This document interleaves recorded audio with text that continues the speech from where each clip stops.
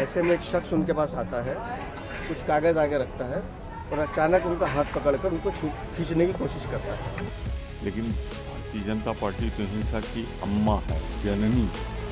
Bharatiya Janata party का कट्टर समर्थक जिसको हम जानते हैं, उसने अरविंद केजरीवाल जी के ऊपर रैली में हमला किया। दिल्ली की मुख्यमंत्री रेखा गुप्ता पर बुधवार को एक शख्स ने उस वक्त हमला कर दिया जब वो अपने सरकारी आवास पर जन सुनवाई कर रही थीं। इस घटना के बाद पुलिस ने आरोपी शख्स को तुरंत हिरासत में ले लिया। पुलिस फिलहाल आरोपी से पूछताछ कर रही है। पुलिस ने आरोपी की पहचान राजकोट के राजेश भाई खीमजी के रूप में की है। आरोपी ने पुलिस को पूछताछ में बताया कि उसका कोई जानकार जेल में बंद है, जिस संदर्भ में वो सीएम रेखा गुप्ता से मिलने पहुंचा था। फिलहाल दिल्ली पुलिस गुजरात पुलिस से संपर्क साधकर आरोपी के दावों की पड़ताल कर रही है। सीएम रेखा गुप्ता पर हुए हमले को लेकर राजनीतिक दलों की तरफ से प्रतिक्रियाएं भी आनी शुरू हो गई हैं। भारतीय जनता पार्टी से लेकर कांग्रेस और आम आदमी पार्टी ने इस घटना को लेकर प्रतिक्रिया दी है। बीजेपी ने जहां इसे दुर्भाग्यपूर्ण घटना बताया और ये कहा कि सीएम जो 18 घंटे जनता के बीच काम कर रही हैं, हर हफ्ते जन सुनवाई करती हैं, जानबूझकर साजिशन इस घटना को अंजाम दिलाया गया है। ये घटना राजनीति से ओतप्रोत है। वे जन सुनवाई के दौरान मुख्यमंत्री जिस तरह से जनता के बीच में रह के लगातार बात करती हैं, वो बात कर रही थी। ऐसे में एक शख्स उनके पास आता है, कुछ कागज आगे रखता है और अचानक उनका हाथ पकड़कर उनको खींचने की कोशिश करता है। और उस दौरान थोड़ी सी धक्का मुक्की जो होती है, तो कुछ स्वर उनका शायद हल्का सा लगा है किसी कोने पे, और उसके बाद तत्काल लोगों ने उसको पकड़ लिया। कौन है वो आदमी, क्या उसकी जानकारी है, पुलिस जांच पड़ताल कर रही है। तो मुझे लगता है कि आपको तब तक रुकना चाहिए जब तक पुलिस जांच पड़ताल ना कर ले, उसके बारे में जानकारी ना मिल जाए, क्योंकि लगातार उसकी एक बार जांच पड़ताल हो जाए। मुख्यमंत्री की हालत अभी स्थिर है, डॉक्टर्स उनको देख चुके हैं। कुछ उनको क्या चोटें आई? नहीं, मैंने बताया ना कि सदमा जरूर लगा है, जिससे उनको थोड़ी चिंता हुई है। लेकिन हमने मुख्यमंत्री से मैं मिलकर आया हूँ और उस बहन को, मजबूत महिला है वो जानती हैं कि उनकी कमिटमेंट दिल्ली के लिए है, और उन्होंने इस बात को स्वीकार किया है कि मैं अपने रोजमर्रा के कामों से नहीं रुकूंगी। फिजिकली नहीं क्या? ऐसा लगता है कि उनके सर पे हल्का सा कुछ लगा है। किस चीज से? अब वो मारा उसने या कोई पत्थर, कोई ऑब्जेक्ट से मारा है? क्या कोई ऑब्जेक्ट से मारा है? पत्थर थप्पड़ जो चला रहे हैं वो फैब्रिकेटेड है। अच्छा। लेकिन टेबल का कोई कोना या कुर्सी का कुछ कोना सर पे जरूर ऐसा लगता लगा है, इसकी उनको शिकायत चल रही है। लेकिन मुख्यमंत्री बहादुर महिला है, हमारी बहन है, स्थिर है। माननीय मुख्यमंत्री जी के ऊपर जन सुनवाई के दौरान जो हमला किया गया, मैं इसकी कड़े शब्दों में निंदा करता हूं। माननीय मुख्यमंत्री जी दिल्ली की रात दिन चिंता करती हैं और यही विरोधियों की साजिशें हैं।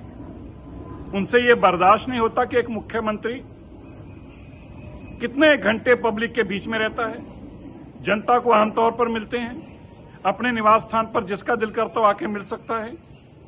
यही कारण है कि इसके पीछे कोई राजनीतिक साजिश की बू आ रही है।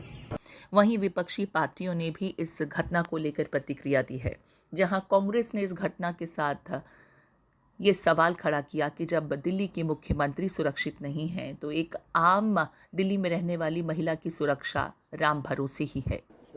बहुत दुखद है और माननीय मुख्यमंत्री इस पूरे दिल्ली की नेतृत्व भी करती हैं, और मैं समझता हूं कि इस तरीके की घटना की जितनी भर्त्सना की जाए वो कम है।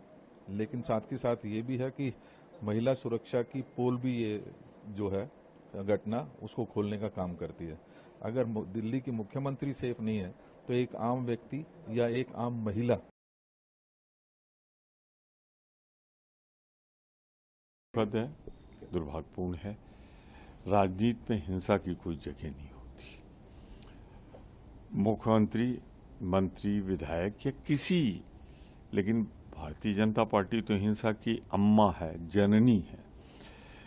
देखना पड़ेगा जब लोग पानी में डूब के आएंगे, जो वादे किए गए थे उखड़ी सड़कों पे चलेंगे, लोगों में गुस्सा है, झूठ भारतीय जनता पार्टी के खिलाफ।